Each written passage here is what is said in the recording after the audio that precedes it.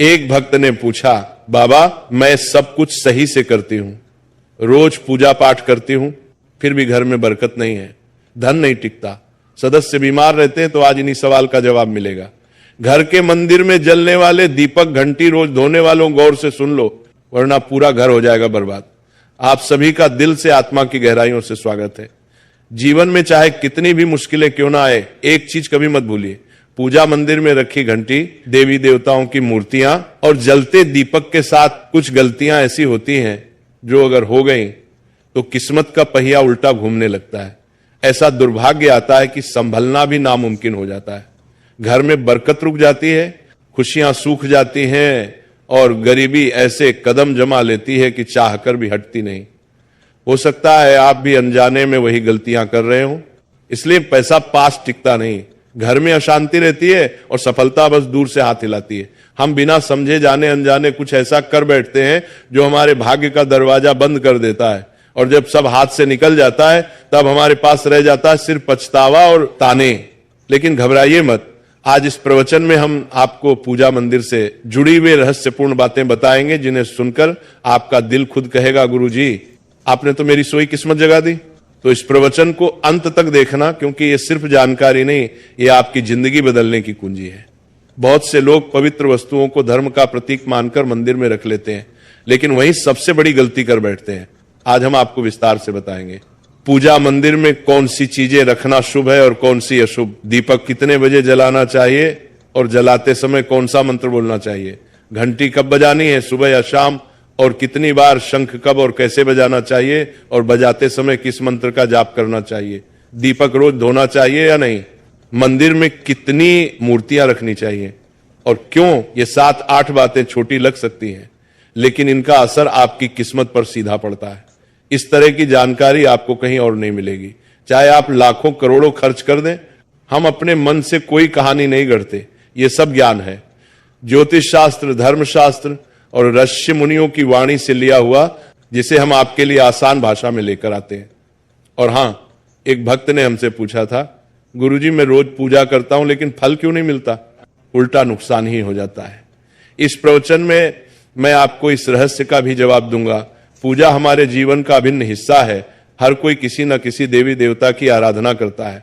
कोई मां दुर्गा के चरणों में शीश झुकाता है, तो कोई भगवान विष्णु के नाम का स्मरण करता है, और हाँ, उनकी पूजा का फल भी मिलता है। लेकिन क्या आप जानते हैं, छोटी छोटी अनजानी गलतियां ही उस फल को रोक देती हैं। ये गलतियां इतनी मामूली लगती है कि हम इन्हें नजरअंदाज कर देते हैं, लेकिन शास्त्रों में साफ लिखा है पूजा में पूर्ण फल पाना है, तो इन बातों का ध्यान रखना जरूरी है। आज हम बात करेंगे घर के मंदिर में दीपक और घंटी के सही उपयोग के बारे में। क्या दीपक को रोज धोना चाहिए या हफ्ते में 1-2 बार धातु का दिया हो तो कब और कैसे साफ करना चाहिए, मिट्टी के दीपक का सही समय और सही अवसर कौन से हैं, मंदिर में किस प्रकार की घंटी का उपयोग सबसे शुभ माना जाता है, घंटी कब बजानी है, कितनी बार बजानी है, और क्या शाम की पूजा में घंटी बजाना उचित है। सबसे पहले बात करते हैं मिट्टी के दिए की। ये साधारण सा दिखने वाला दिया वास्तव में शुद्धता और पवित्रता का प्रतीक है। दिवाली हो, कोई धार्मिक पर्व हो या फिर कोई बड़ा अनुष्ठान, मिट्टी का दिया जलाने का अपना ही महत्व है। घर के मंदिर में या दरवाजे के पास जब इसे जलाया जाता है तो ऐसा लगता है मानो लक्ष्मी माता खुद आपके आंगन में प्रवेश कर रही हो। लेकिन ध्यान दीजिए, जब ये दिया मंदिर में रखा जाता है तो इसके नियम बदल जाते हैं। मिट्टी का दिया एक बार जलाने के बाद दोबारा मंदिर में नहीं रखना चाहिए। हर बार नया मिट्टी का दिया ही उपयोग करना शुभ माना गया है। ऐसा करने से वास्तु दोष दूर रहता है और घर में बरकत बनी रहती है। अब आगे इस प्रवचन में हम जानेंगे मंदिर की घंटी से जुड़े हुए रहस्य, जो शायद आपको पहले कभी नहीं बताए गए। अब आते हैं धातु के दियों पर। आपने देखा होगा कि लोग पीतल या तांबे के दिए इस्तेमाल करते हैं। ये न केवल सुंदर होते हैं बल्कि इनका धार्मिक महत्व भी अत्यंत गहरा है। लेकिन इन्हें सिर्फ जलाना काफी नहीं है, इनकी शुद्धि भी उतनी ही जरूरी है। इन्हें रोज धोकर, खासकर गंगा जल से साफ करना चाहिए। गंगा जल से धोने पर दिया पवित्र हो जाता है और घर में सकारात्मक ऊर्जा चारों ओर फैल जाती है। अगर आप हफ्ते में केवल 1-2 बार इन्हें साफ करते हैं तो ये पूरी तरह से शुद्ध नहीं हो पाते, इसलिए इसे अपनी रोजाना की आदत बना ले। और अब आते हैं घर के मंदिर की घंटी पर। पीतल की घंटी की ध्वनि ऐसी होती है जो वातावरण की नकारात्मक ऊर्जा को तुरंत दूर कर देती है और सकारात्मकता का प्रवाह बढ़ा देती है। लेकिन इसे कभी भी दक्षिण दिशा में ना रखें, यह अशुभ माना जाता है। घंटी को हमेशा पूजा स्थल के पास या मंदिर के प्रवेश द्वार पर रखें। सबसे शुभ घंटी वह होती है जिस पर गरुड़ की नक्काशी हो, इसे गरुड़ घंटी कहते हैं और इसे अत्यंत पवित्र व फलदायक माना गया है। अब सवाल आता है, घंटी कितनी बार बजानी चाहिए? भोग लगाते समय घंटी को 5 बार बजाएं। ऐसा करने से भगवान भोग को जल्दी स्वीकार करते हैं। पूजा के दौरान घंटी को जोर जोर से या लगातार नहीं बजाना चाहिए, सिर्फ 3 बार बजाना ही उचित है। घंटी को हमेशा दाहिने हाथ से बजाएं और इसका मुख पूजा स्थल की ओर होना चाहिए। याद रखिए, घंटी को सुबह की पूजा में ही बजाना शुभ माना गया है। शाम की पूजा में घंटी बजाने से बचना चाहिए क्योंकि शास्त्रों में इसे उचित नहीं माना गया है। इन नियमों का पालन करने से आपका पूजा पाठ कई गुना अधिक फलदायक और प्रभावी हो जाएगा। यह बातें छोटी लग सकती हैं, लेकिन इनका असर आपकी किस्मत पर गहरा पड़ता है। एक और बहुत ही महत्वपूर्ण बात जो अक्सर लोग नजरअंदाज कर देते हैं, जब भी आप किसी मंदिर जाएं, खासकर घर के बाहर वाले मंदिर में, तो मंदिर में प्रवेश करते समय ही घंटी बजे, मंदिर से बाहर निकलते समय घंटी बजाने की कोई आवश्यकता नहीं होती। जब आप घंटी बजाते हैं तो ये सिर्फ आवाज नहीं होती, ये भगवान को दिया गया संकेत होता है, प्रभु मैं आपके द्वार पर आ चुका हूं, आपकी शरण में हूं। एक बार घंटी बजाने का मतलब है कि आपने भगवान के दरबार में प्रवेश कर लिया है और पूजा आरंभ कर रहे हैं। 2 बार घंटी बजाने का अर्थ है कि आप अपनी प्रार्थना, अपने मन की बात सीधे भगवान के समक्ष रख रहे हैं। अब हम आपको कुछ ऐसी बातें बताने जा रहे हैं जिन्हें शायद आपको कोई ना बताए, इसलिए इन बातों को ध्यान से सुनिए क्योंकि ये आपके पूजा पाठ को और भी अधिक फलदायी बना सकती है। अब आइए जानते हैं पूजा मंदिर के कुछ आवश्यक नियम। पूजा करते समय आपका मुख हमेशा पूर्व दिशा की ओर होना चाहिए। यह दिशा सबसे शुभ मानी जाती है क्योंकि यहां से सूरज की पहली किरण आती है जो सकारात्मक ऊर्जा से भरी होती है। पश्चिम की ओर मुख करके भी पूजा की जा सकती है, लेकिन पूर्व दिशा का लाभ कई गुना अधिक है। घर की सीढ़ियों के पास पूजा घर बनाना अशुभ माना गया है क्योंकि वहां नकारात्मक ऊर्जा का प्रवाह अधिक होता है। भगवान का आसन हमेशा आपके आसन से ऊंचा होना चाहिए, कम से कम 10 इंच ऊंचा। भगवान की प्रतिमा को सीधे जमीन पर रखना अशुभ माना जाता है। ऊंचा आसन पूजा स्थल में सकारात्मकता और ऊर्जावान माहौल बनाए रखता है। पूजा करते समय हमेशा चटाई या आसन पर बैठे। यह न केवल आरामदायक है बल्कि ध्यान और श्रद्धा को भी स्थिर रखता है। ध्यान दें कि आपका आसन भगवान के आसन से ऊंचा ना हो, इससे भगवान के प्रति आदर और विनम्रता बनी रहती है।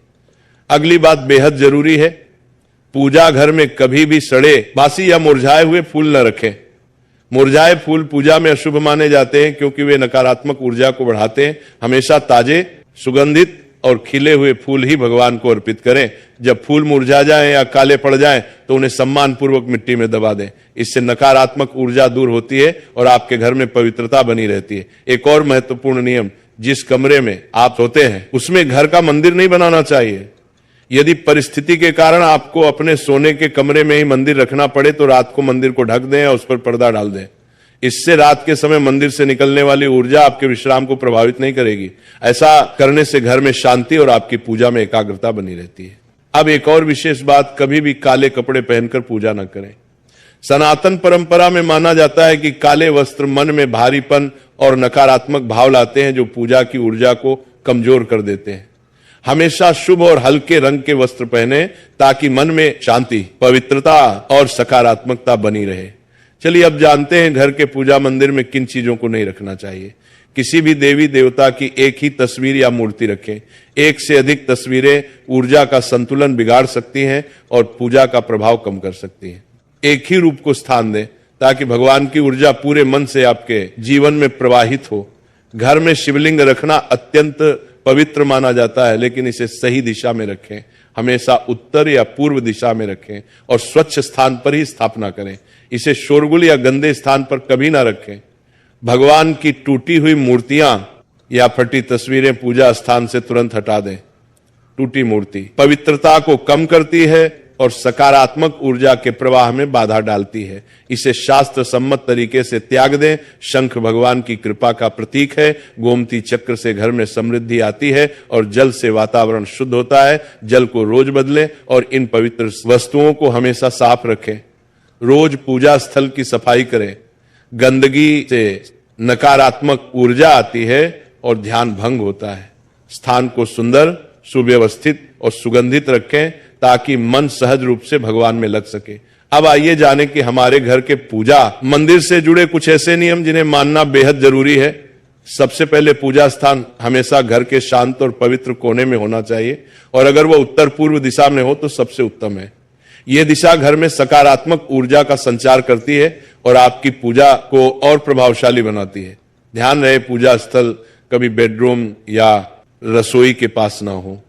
यह स्थान दैनिक कार्य और हलचल से भरे होते हैं जहां नकारात्मक ऊर्जा भी पनप सकती है। मंदिर के आसपास का वातावरण हमेशा साफ सुथरा और सुव्यवस्थित रखें ताकि आपका मन पूजा में एकाग्र हो सके। अब बात करते हैं दीपक और उनसे जुड़े महत्वपूर्ण नियमों की। दीपक जलाना सिर्फ एक परंपरा नहीं बल्कि ये भगवान के आशीर्वाद और कृपा का प्रकाश है जो आपके घर और जीवन में उजाला भर देता है। दीपक को हमेशा भगवान की मूर्ति के सामने रखें ताकि उसकी रोशनी सीधे भगवान तक पहुंचे और आपके पूजा स्थल को पवित्रता से भर दे। याद रहे टूटा हुआ दीपक कभी न जलाएं और पूजा के समय एक साथ दो दीपक खासकर तेल और घी के भी ना जलाएं क्योंकि दोनों की ऊर्जा अलग होती है और गलत तरीके से जलाने से पूजा की शक्ति कम हो सकती है। वास्तु के अनुसार घी का दीपक बाईं ओर और तेल का दीपक दाईं ओर रखना शुभ होता है, लेकिन ध्यान रहे दीपक कभी भी पश्चिम दिशा में ना रखें। दीपक के लिए उत्तर या पूर्व दिशा सबसे अच्छी मानी जाती है। साथ ही बत्ती का मुंह भी हमेशा इन दिशाओं की ओर होना चाहिए ताकि सकारात्मक ऊर्जा का प्रवाह और अधिक बढ़ सके। घी के दीपक में रुई की बत्ती और तेल के दीपक में लाल मौली की बत्ती का प्रयोग करें। रुई की बत्ती से प्रकाश स्थिर और शुद्ध होता है जबकि लाल मौली वाले बत्ती से वातावरण में शुभ ऊर्जा का संचार होता है। नवरात्रि या विशेष अवसरों पर मां दुर्गा और मां लक्ष्मी के सामने गोल बत्ती का दीपक ना जलाए क्योंकि इसे अशुभ माना जाता है। और एक नियम याद रखें, घी का दीपक जलाने के तुरंत बाद तेल का दीपक ना जलाएं। इनके बीच थोड़ा अंतर रखें ताकि वातावरण में संतुलन और पवित्रता बनी रहे। इन छोटे छोटे नियमों का पालन न सिर्फ आपके घर में शांति और समृद्धि बनाए रखेगा बल्कि आपकी पूजा को भी अधिक फलदायी बना देगा। अब छठवीं बात ध्यान से सुनिए। दीपक हमेशा उसी समय जलाना चाहिए जब भगवान जाग रहे हों। जैसे सुबह के शांत और पवित्र समय में जब पहली किरणें धरती को छूती हैं उस समय पूजा करते हुए दीपक जलाएं।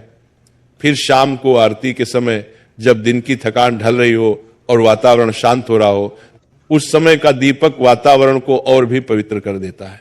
ये दोनों समय सिर्फ पूजा के लिए ही नहीं बल्कि ध्यान और आत्मिक ऊर्जा को महसूस करने के लिए भी सर्वश्रेष्ठ होते हैं। इन पलों में दीपक जलाने से घर में सकारात्मक ऊर्जा का प्रवाह बढ़ता है और आपका मन भी निर्मल होता है। सातवीं बात, दीपक जलाना केवल धार्मिक नियम नहीं है, वास्तुशास्त्र और ज्योतिष शास्त्र में भी इसका गहरा महत्व बताया गया है। दीपक जलाने से न केवल घर में सकारात्मक ऊर्जा का संचार होता है बल्कि हमारे जीवन के 7 चक्रों को संतुलित करता है। यह नकारात्मकता को दूर करके वातावरण को शुद्ध करता है और आपके मन को शांति प्रदान करता है। दीपक की हल्की स्थिर लौ मानो भगवान का आशीर्वाद आपके जीवन को रोशन कर रही हो। इसीलिए जब भी आप दीपक जलाएं ऊपर बताए गए सभी नियमों का पालन जरूर करें। यही नियम आपके जीवन में